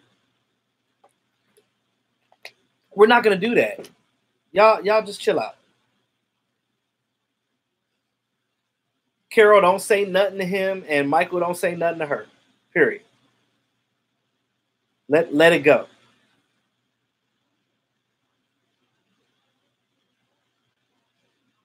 Yes, and Master, we are one big happy Cowboys family. And shout out to Master, man. I hope you're recovering. Everything is coming well, man. I'm glad to see you in here tonight. Awesome. Hey, Victor, don't light a flame to that fire, bro. Don't do that.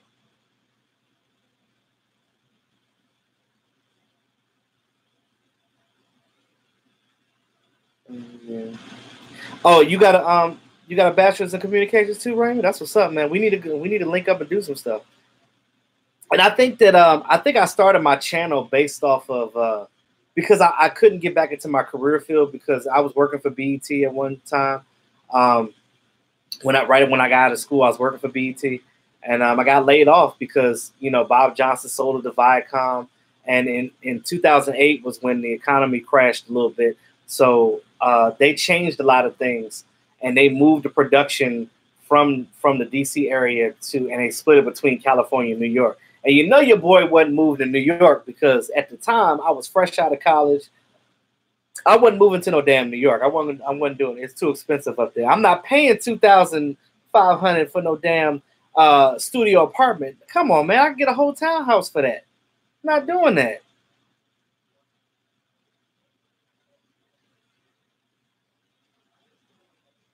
Yes, Miss Jackie. We all have to be fair and respect each other. That's what I'm about on this channel, and that's it.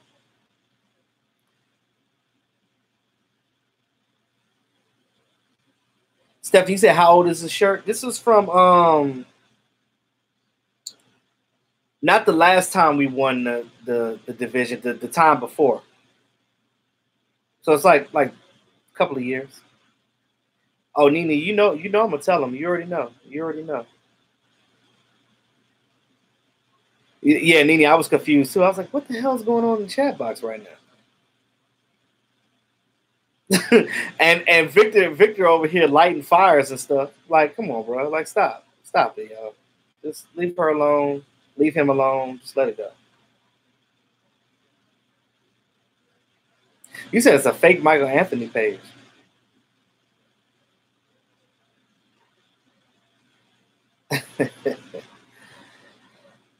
People have no lives, man. I'm telling you. Like when people catfish and make fake, like what kind of person are you to do that? Like, I mean, what kind of insecurities do you have in your life that you're dealing with that you have to be somebody else? Be yourself. Be yourself. Who cares what people think about you? It is what it is. Yeah, Raymond, that radio is a doggy dog career field right now. Because I was great on the radio. I was on the radio in college. I did some homecoming stuff. Of course, I shouted out my band on there. I was big time, man. I was doing a lot of different stuff, and I had that radio voice. I was out there getting it. It's your boy. At the time, I wasn't E2 at the time. I was E-Dub. It's your boy E-Dub on 92.3 where the rhythm is smooth, and I was doing the homecoming week pep rallies and stuff, man. It was a great time. Oh, I miss those times. What's my take on the safety position? Well, right now what we have, I think that when you play Jeff Heath needs to be in a role where he plays half the time because he's already a special team guy. They've worn out Jeff Heath. And a lot of you guys that hate on Jeff Heath has done so much for this team. You look at the times when we didn't have safety help, and he's out there playing 100% of the defensive snap, 100% of the special team snaps. And then when the kicker got hurt, he had to kick a field goal here and there. You guys remember that? So again, he has value to this team. And granted, he's not an Earl Thomas, but who cares? He's solid. And what I think that they need to do is you get another safety up in here. George Iloka, what George Iloka brings to this team, and I keep trying to explain this, and I hope it gets into your head. George Iloka is a solid guy. He is a box safety. He's not a strong safety. I mean, he's not a strong safety. He's a free safety. So what's going to happen is he's going to be that box guy. He's going to play how we use Barry Church. He's not going to be the guy to get you the interception. What he's going to do, he's going to be that sure tackler because that's what he does well. He's going to be that sure tackler. He's going to play in the box. He's going to come down. He's going to help in the run game. He's going to help with the linebackers and tackle these guys. You have Xavier Woods as your strong. That's the guy that's going to be out there playing rangy and getting you your interceptions and things of that nature. And with the help of Jeff Heath as the backup. And I think that when you play Jeff Heath in a role like that, like a lesser role, he gives you more plays. He does more things for it. It's at one point in time where he was the leader on the team with interceptions. So he can produce. Give him a chance. So that's my take on the safeties. And I think that if I were them, I would give our first pick, which is in the second round, 58. I will pick a safety. I will get a safety. Whatever guy's available there, whether it's Rapp, Thornhill, I don't care. Get somebody there, a defensive guy that's going to be a game changer for this team. And I think that, hell, they might get 2 safeties in the draft. Who knows? But at the end of the day, this is where we are. And I think that we're not bad because now that you shored up your front end, it's going to help the back end play much better. We don't have a bad back end to begin with. And I think that last pick in the draft, it might be a cornerback because, they might get a young guy to develop underneath these guys to see how he does next year. You said, will Dallas keep Byron Jones? I think that they should, and I think that they will. They're probably not going to sign him till next year because you don't need to sign him till next year. He's on his 5th-year option. Sign him next year, get him done, get him on a fair deal, and I think that as time progresses, he's got his hip surgery. He's going to do well for you guys, and that all depends on how he comes back from the surgery. But I think that it'd be a good situation.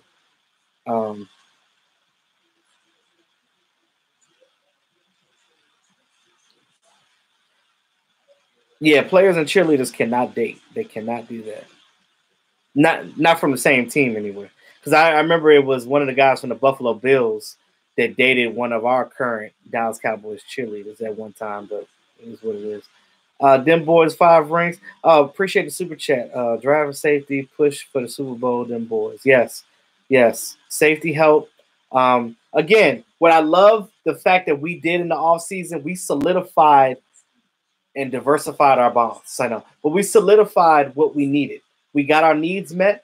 All you need now is to draft best available player. You don't have to window dress your board. You don't have to go searching for. You don't have to go reaching for a guy that you didn't have to. Because I feel like we reached for Taco because Taco wasn't a first-round pick. We got him at what, 27? That's technically a second-round pick. So he should have been picked up somewhere in the second round. So that's just how I feel about that.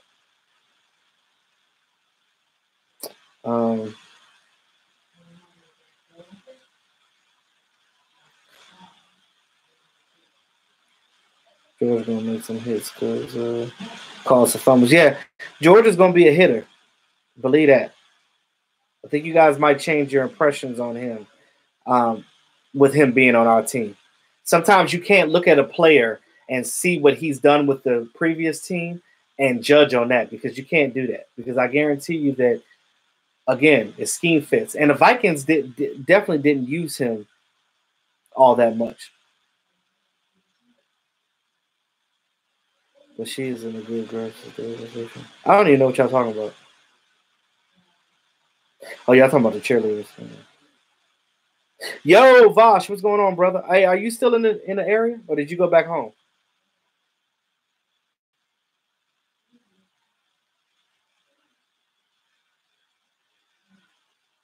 Yeah.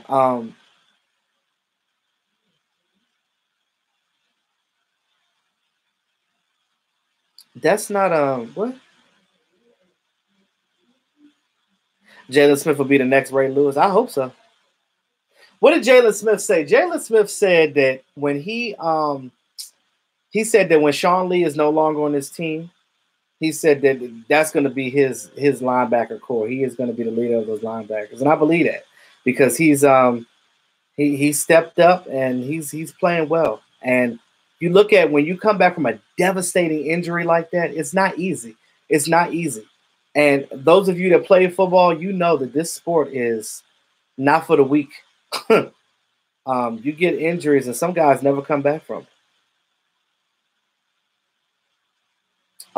Oh, that's right, Sam, man. You call Vosh knowledge. That's knowledge right there.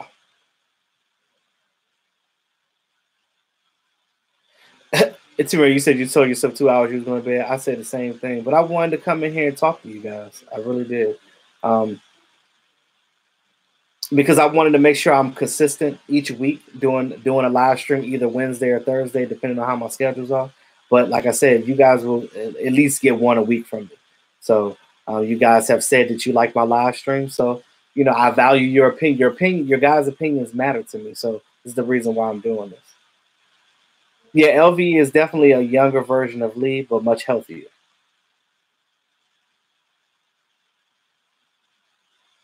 Dak will get his contract. I think that again, you pay him between 25 to 30. I think that's going to be the range for him because remember, Aaron Rodgers getting 33. As far as Ezekiel Elliott goes, again, you can wait another year for him too because again, he's making just a little bit over 6 million. Oh yeah, Vosh, we got to do a draft stream together, bro.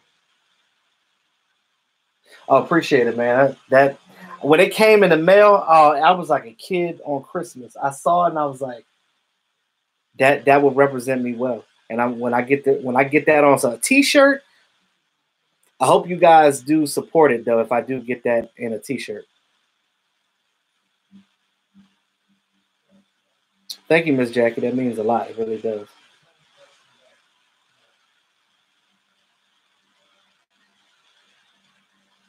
And Amari Cooper will he's gonna get signed when Dak gets signed. Whenever Dak gets his contract, that's when Amari is getting his. Remember, Amari is 24 years old. You look at the guys in his category right now, and is playing as well he is. Most of the guys that he's in company with are older than him. You can actually, if I made the decisions on this team, this is what I would do. I would actually um, I would put him, I would give him like kind of like a contract that Tyron Smith got. Tyron Smith had like an 8-year contract. I would probably not that much, but I would give him at least a 6-year contract, and that'll put him till 30. You know what I mean? Like give him a 6-year contract, lock his ass down till he's almost out of his prime, and that's it. That's what you do. That's what you do. Raymond said, "Hell yeah, you buy the merch." Appreciate that, Raymond. I do. Amari's not going to be hard. Amari's going to get anywhere between 14 and 16 a year.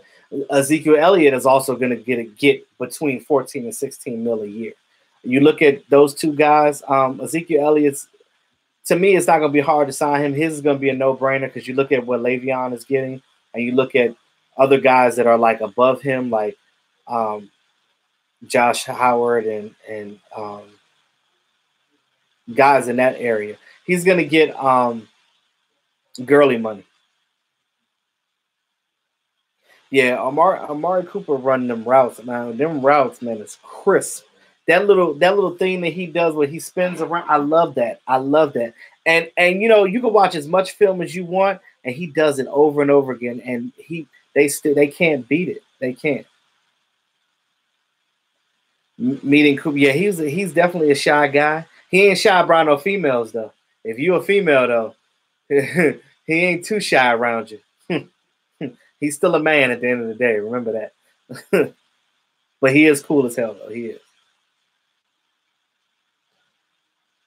Stephanie, you said, I mean, Tamir, you said Garrett still got to go. Again, if we don't make it to the NFC Championship game, Garrett gone.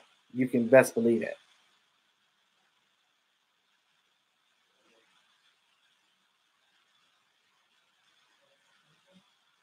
Bryce Love from Stanford. I gotta do some more research on him. I've heard some people talk about him. I don't know what round he's scheduled to go in, but like I said, I'm not finished with my draft yet. But my next live stream next week, we're gonna be talking all draft. Stephanie, you said you like when Zeke jumps over people. Yeah, shout out to his mom. Like his mom was a track star in high school. She was a hurdler, and she had Zeke doing it. And Zeke's younger sister is a hurdler now. So they all started their careers in track and field.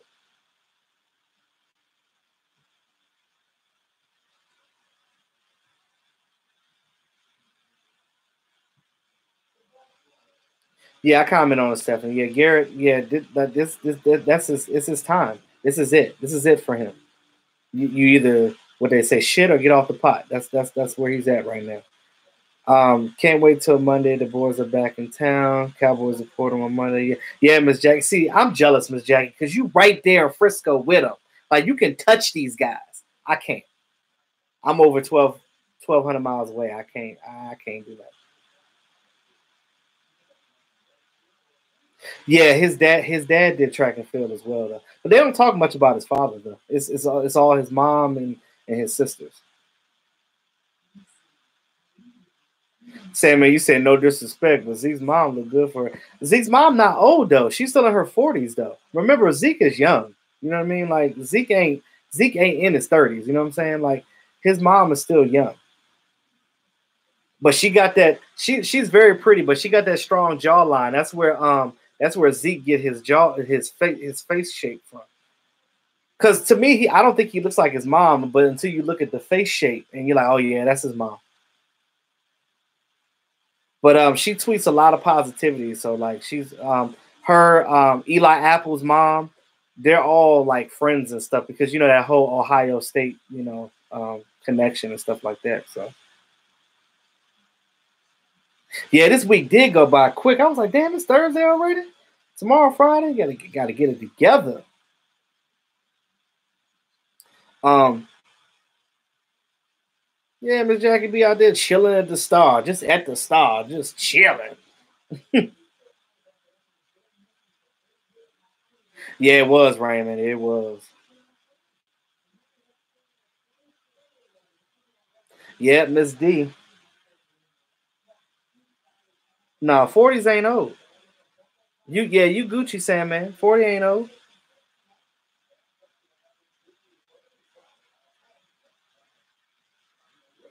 Do you do call Z too?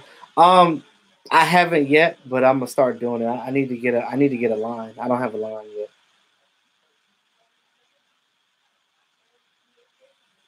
Peace out, Yvonne. Appreciate you coming in. Enjoy your chicken and waffles. I've never had chicken and waffles together. I've never had it. I never had it. Jacko, what's going on? You just coming in? You late? I'm about to roll out. I take advantage of all the things going on here. Most of the events are free. Yeah, Miss Jackie, I'm jealous. I'm jealous. I say that out of sheer jealousy that you're able to do all that. But it's awesome though that you're doing that. Like it's great. So I'll be honest with you. If I lived in North Texas, all of my free time would be like cowboy stuff. All of it. All of it. I wouldn't be able to get a damn thing done. I'll be like Mark on the thing. I'm like, here's your boy E2. Let me tell you something. I will be doing videos like every second, all day. Like I'll be a creep. I'll be standing there in front of the Star, and you see me getting chased by security. I'm like, E2 Blue Report live, getting chased by Cowboy staff security, and now get the y'all know I'm a damn fool. Y'all know I'm a fool. Y'all know I'm a fool. I can't help it, y'all. I'm sorry.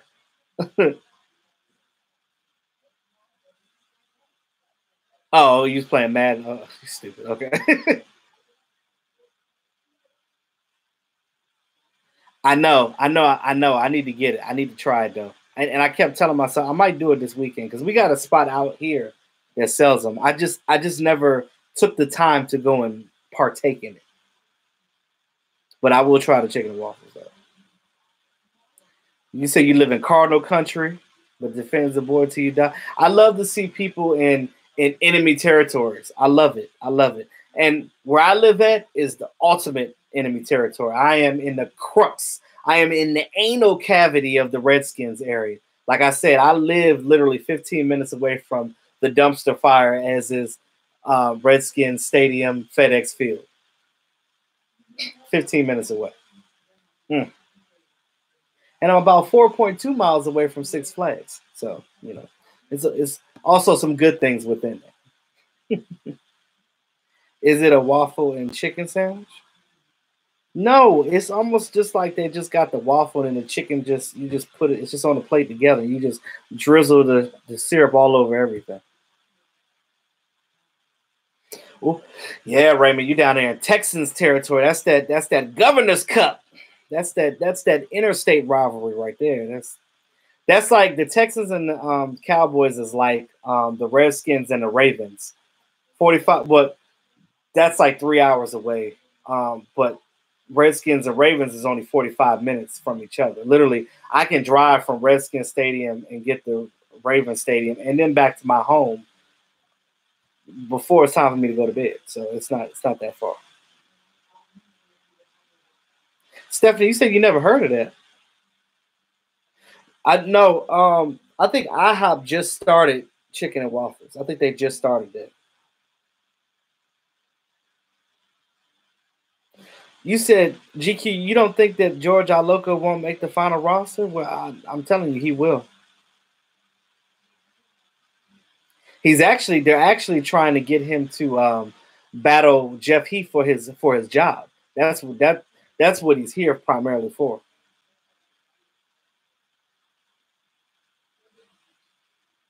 Um, Roscoe's Chicken and Waffles, isn't that in California?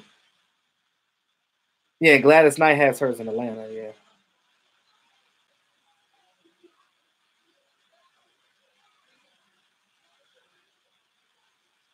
but Tamara, you lived here, so you didn't have chicken and waffles when you were here. I don't know why I'm shocked that you didn't, because I haven't either. And it's not that I can't find it, because I see them in different places. I just never actually stopped and was like, I'm gonna go get some chicken and waffles today. It was not nothing that was on my mind.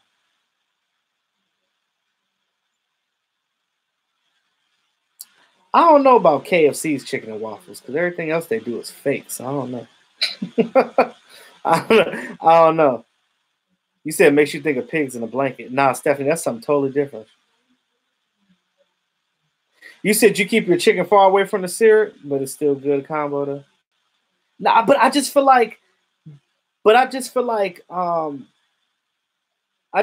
if you have chicken and waffles, you should pour the syrup over everything. But maybe that's just me. I don't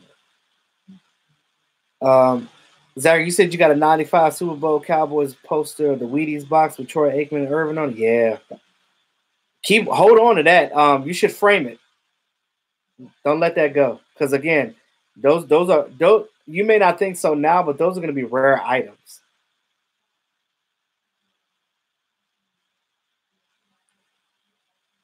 And I want to go to training camp this year. I'm telling you, because I have never been. You said I need some of the Texas barbecue. Trust me, I've had it. I've been to Texas many times, and I've had it. Man, the Texas barbecue so good. I almost said I ain't going back home. I'm staying out here. Mark does tune into the channel. He was in the chat box when I first started, but Mark probably went to sleep. Mark. Oh, Mark got to go to bed. So shout out to Pops Mark.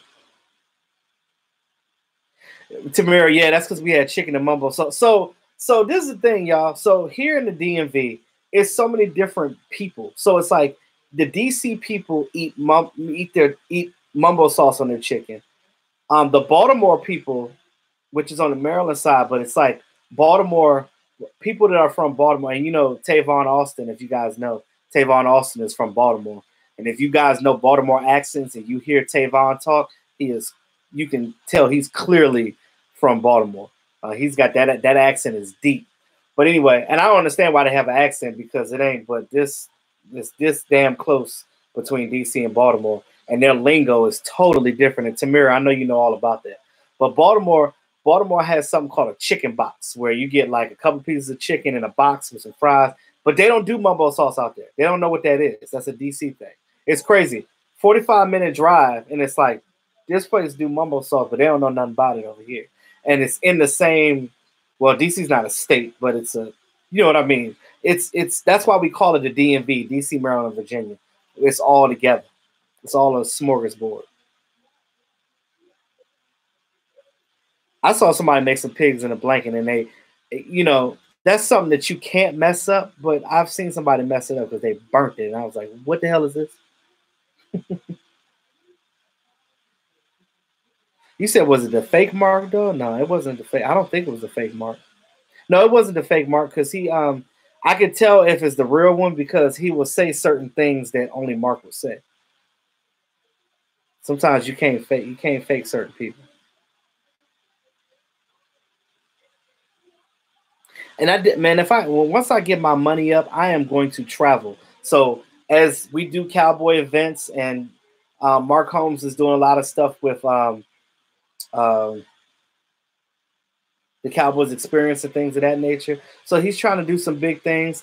So, as soon as I get my money up and do my thing and start my promotions and things that I do, I'll be able to travel and do big things as well. Like I definitely want to do that because again, I want to meet you guys. I want to be engaged. I want you guys to know more about me. I want to know about y'all because again, this Cowboys Nation thing, we're a family, and I feel like we have to stick together, y'all. And that's how I feel. You said he calls himself Big Tay. That's funny. Now I don't know about Bill Miller's. I don't know where I had the barbecue from, but that brisket, bruh. Tamara, yeah, that tew do be killing me. It do. Like Baltimore people be like hot dog. They don't say dog. That's your dog. What's a dog? I was walking my dog. Somebody said, "Is that your dog?" Yeah, that's my dog. I'm like, "What's a dog? Dog?" You said you got that East Texan accent. I don't know what that sounds like.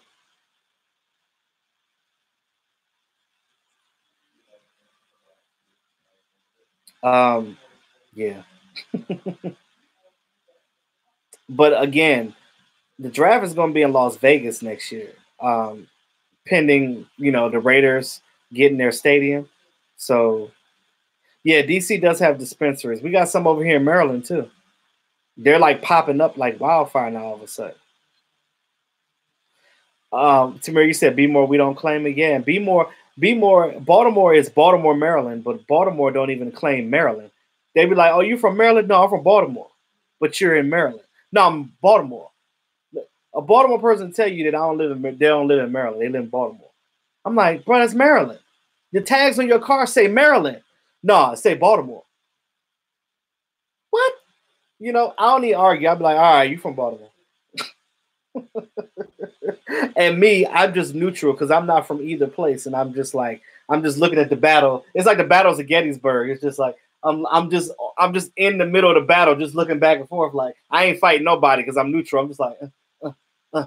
The music is different. It's crazy. You got the DC people listening to go go, and then you got the Baltimore people that listen to the club music, and it's just a whole different. The way they dress, everything is different. It's crazy. Oh, Raymond, when I tell you next year, Vegas, I need everybody, every subscriber to figure it out. We need to just put some money together with each other and just help each other out and get to Vegas. This is what we need to do because I want next year's draft to be so lit that like every other team fan's gonna be like, damn, the Cowboys doing it big. And I'll be honest with you, I don't think there's any other team that has as much YouTubers as the Cowboys do. Because again, there's a lot to talk about the Cowboys. And even if it wasn't, it if you a fan of that team, you're going to support and you're going to talk about it. So I'm definitely trying to do the Vegas. I wish that I could have went to Louisiana. I've never been to Louisiana. Um, it's a lot of places I haven't gone. I'm I need to get my life together. Oh, Miss Jackie gonna go. You know that.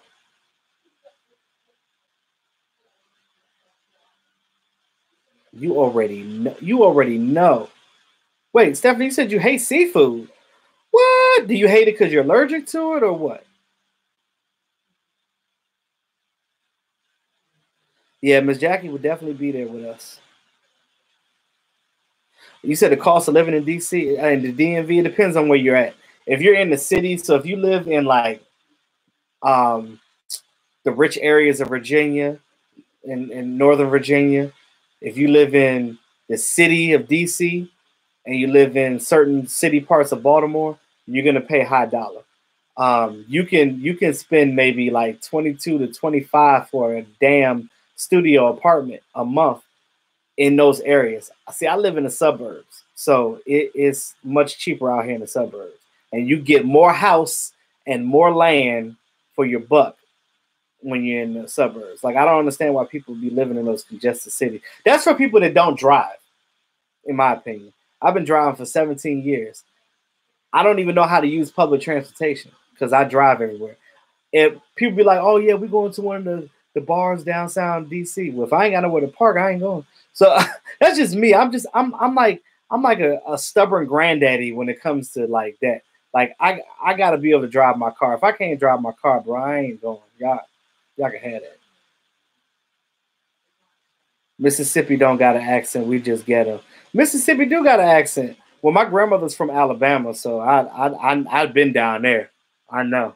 It's country to the moon.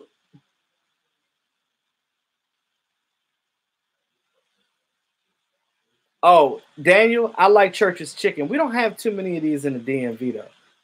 It's not that many here. So when I see one, I take full of that. But them biscuits be buttery to the bone. um, you said Mike Weber, running back, Ohio State, ran a 4.4. Cowboys brought him in as 1-3. Yeah. He's gonna he might be a little bit too rich for the Cowboys. He might be taken. But I tell you one thing too, you guys don't fall in love with these guys' numbers all the time because that number stuff doesn't always translate to the football field. Because I've seen people that run 4.7s and actually, because you got to look at, especially with a running back, you got to gauge him on um, his stop start. You have to gauge him on whether he can cut and do other different things. So I'm just saying.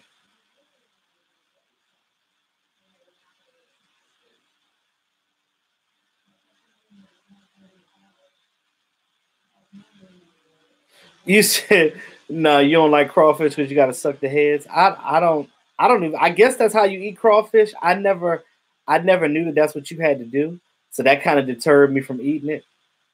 Now lobster tail, I just break that thing off and go at it. So that's it. I love lobster. Lobster scallops is my favorite seafood. I don't know why I love scallops so much, but if somebody make me scallops, I would love you forever. Like if you know how to sear them things just right and put some garlic and butter on, man, come on, bro. Come on, bro. Man, you said you live in Vegas? You lucky bastard. I bet you isn't it expensive in Vegas? I just feel like expensive. It's expensive as hell to live in Vegas. I just have that feeling.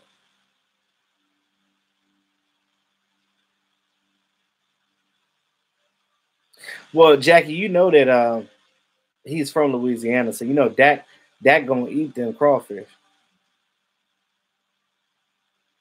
You said what's my thoughts on playing the Rams? I think that um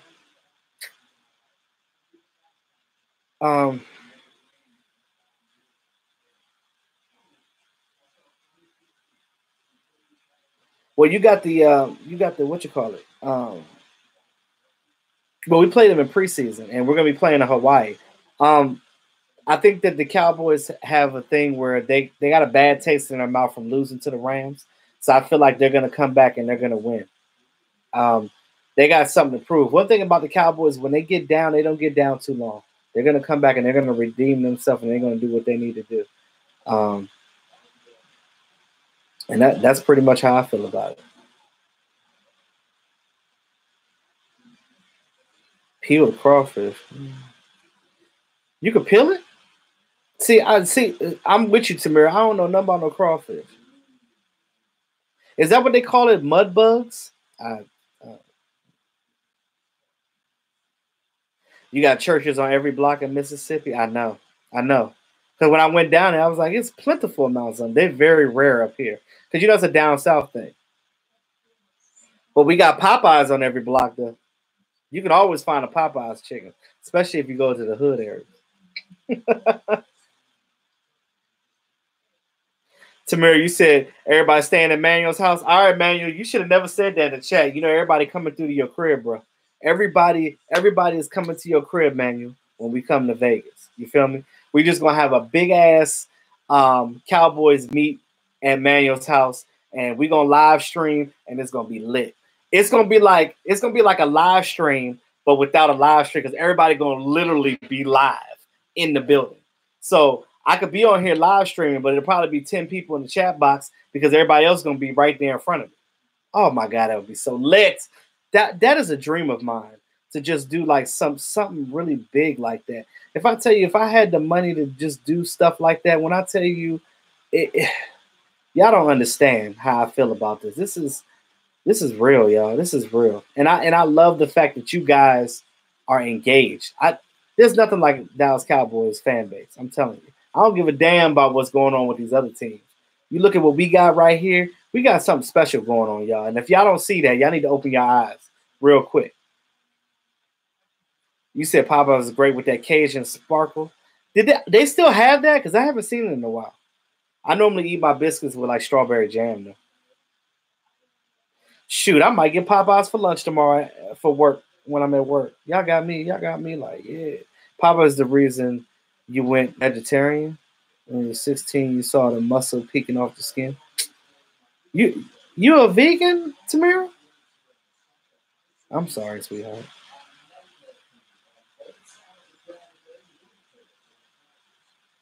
Wait. Oh, damn, I missed it. Hey, Junebug, thanks for the super chat, brother. Just finished eating crawfish. I even eat the claw meat. You're supposed to eat the claw meat. You eat it just like when you do the crab legs, I assume. Because if it's meat on that junk, you can't leave no meat on there. You better not throw that claw in the trash can and crack that thing open and get that meat up out of there. You said your mom's born in Bama? Yes, ghetto country. Spicy blue and yeah. Mm-hmm. Great food, but it's country and ghetto. I got some cousins that live down in Mobile.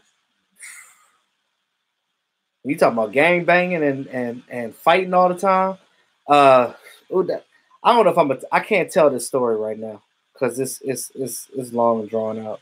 If you want to hear the story, I'll tell you right quick before I log off because I'm getting ready to end the stream. But that story when I went to Mobile, Alabama is probably one of the reasons why I haven't gone back because I almost died that night. And I ain't even do nothing.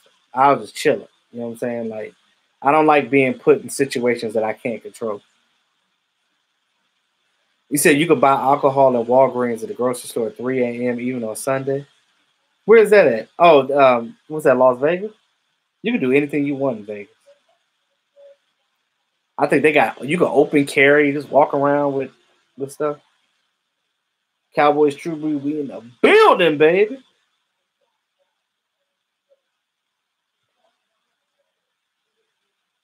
Yes, Miss Jack, we don't care about the mother. Jack, you said you have a twin 4-year-olds? I always wanted twins, but my father was a twin. And, you know,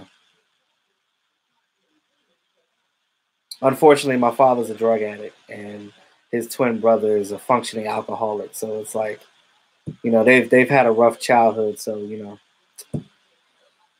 they just slipped down a road that they can't seem to come back from. So, you know, all I do is I try to pray for my father and my uncle, but I don't really associate with them like that because the things I'm trying to do in my life, I can't, you know, be around that. And,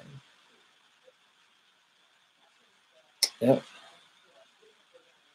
Yes, Miss Jackie, and thank you for rolling through too. But that story, I'll save that for another day because it's long. So, Danny, you said you're new to the channel. Well, welcome to this is your first live stream. Welcome. I do these every week. You see my videos when they pop up. Make sure you hit the notification bell to let you know. I know sometimes the YouTube algorithm acts up sometimes, so it doesn't really tell you all the time where I'm at.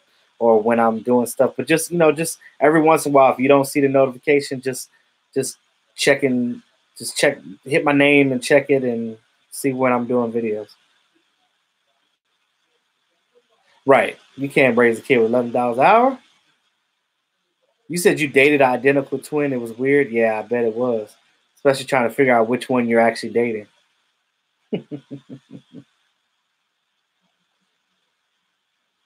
um, yeah. So, with that being said, y'all, final words for tonight. Thank you guys for coming into the chat tonight. I appreciate you guys. Next live stream next week, I will be going over. We'll be talking about the draft and who we want, and I'm gonna be doing a mock draft, and everything's gonna be good. I might be going over Mark's house on Sunday, so you might see us do a live stream over there, talking some of the draft things of that nature. Yes, I do owe you guys that story. I will tell you the story on the next live stream because it has to do with Alabama. So remind me, Tamira. That's your job to remind me because I'm gonna forget. So thanks again to all my subscribers. I appreciate you guys coming in there. The people that send me super chats, I appreciate you, Junebug, and I appreciate you guys for that. You guys are awesome. Make sure you guys hit the like button, like, share, comment, because that algorithm sometimes messes me up, and sometimes I get lost in the sauce sometimes, and I don't like that. So YouTube don't like me for whatever reason. I don't know what it is. But anyway, thank you again, Miss Jackie, Stephanie, Nini, everybody that came through, Anita,